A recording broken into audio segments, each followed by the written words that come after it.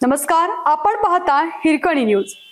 Hirkani news प्रत्येक क्षण ताज्या घडामोडी आणि महत्त्वाच्या प्रत्येक बातमीसाठी नेहमी तत्पर। विरोधक ते सहकारी नगर परिषद निवडणुकांच्या पार्श्वभूमीवर नाट्यमय राजकीय घडामोडी। शिरोळ तालुका स्थानिक स्वराज्य संस्थांच्या निवडणुका तोंडावर येताच शिरोळ तालुक्यातील राजकारणात मोठी उलथापालथ झाली आहे। तालुक्यात अनेक वर्ष एकमेकांच्या विरोधात राजकीय बुरुज उभारणारे नेते आता एकत्र आले असून आगामी नगरपालिकांच्या निवडणुकांसाठी नवे गणित आकारास येताना दिसत आहे। माजी आमदार उल्हास पाटील यांनी शिंदे गटाच्या शिवसेनेत प्रवेश केल्याने तालुक्यातील राजकीय वातावरण पूर्णपणे ढवळून निघाले आहे।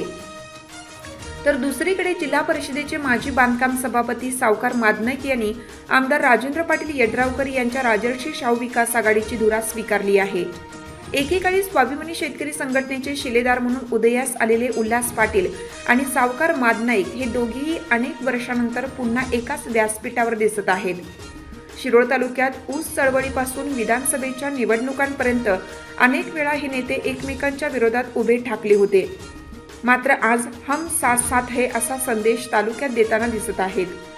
उल्हास पाटील यांचा राजकीय प्रवास आणि अलीकडील कलाटणी एकेकाळी राजू शेट्टी यांच्या स्वाभिमानी शेतकरी संघटनेतून उदयास आलेल्या उल्हास पाटील यांनी ऊस शेतकऱ्यांच्या प्रश्नावर आक्रमक भूमिका घेत स्वतःची स्वतंत्र ओळख निर्माण केली। पण 2014 मध्ये विधानसभा निवडणुकीच्या पार्श्वभूमीवर त्यांनी स्वाभिमानीला रामराम ठोकत शिवसेनेत प्रवेश केला। शिवसेनेच्या तिकिटावर त्यांनी शिरोळ विधानसभा जिंकत विधानमंडळ गाठले। त्यावेळी यड्रावकर आणि सावकार मादनाईक हे दोघेही त्यांच्या विरोधात उभे होते। राज्यातील राजकारणात झालेल्या बदलानंतर उल्हास पाटील यांनी उद्धव ठाकरे गटातील शिवसेनेत नेतृत्वाची धुरा सांभाळली, परंतु 2024च्या निवडणुकीत त्यांनी पुन्हा अनपेक्षित कलाटणी देत स्वाभिमानीच्या तिकिटावर उमेदवारी जाहीर केली। मात्र शेट्टी यांच्या संघटनेत त्यांचे मन रमले नाही। ऊस उत्पादकांची मोठी अपेक्षा असतानाही जयसिंगपूर येथे झालेल्या ऊस परिषदेत ते गैरहजर राहिल्याने त्यांच्या पुढील भूमिकेबाबत चर्चा सुरू झाली।